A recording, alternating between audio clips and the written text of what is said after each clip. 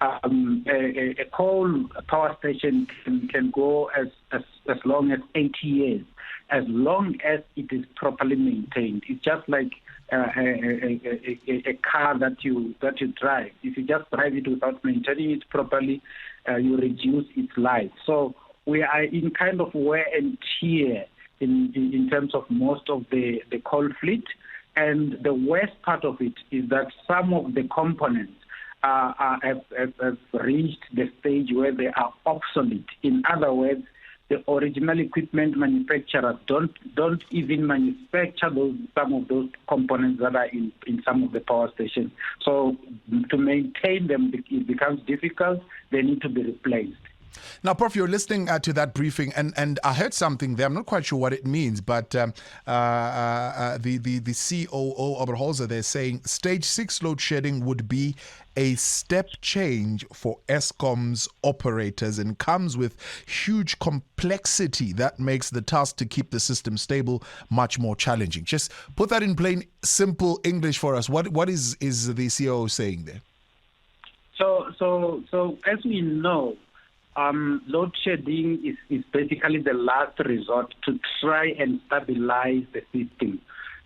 So if they don't implement load shedding, we run the risk of a system blackout.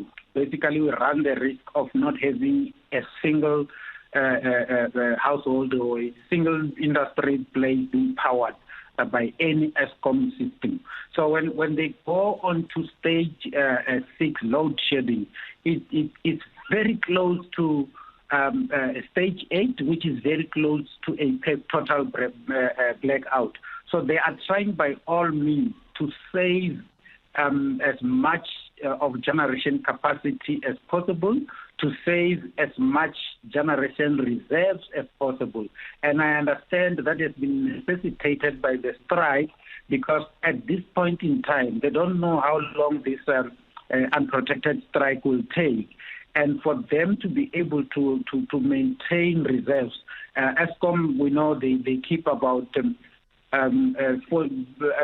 some form of coal in power stations, and the more that coal we run out of that coal, the more we run out of the diesel, the higher the risk of Eskom not being able to run power stations. So those power stations, all of them have got a minimum load that they need to be running at any particular point in time for them not to go into total blackout. That's why we need to have enough coal reserves. We need to have enough diesel reserves so that we can keep the system running, so that it does not have to get to a level where we need to start it afresh. Because once you get to a level where you need to start the system afresh, then you need to go into total blackout for days. It can take a week, it can take 2 weeks to kickstart these systems if they go to sleep, for lack of a better word. News. Experts. Analysis. Where things stand. What you need to know.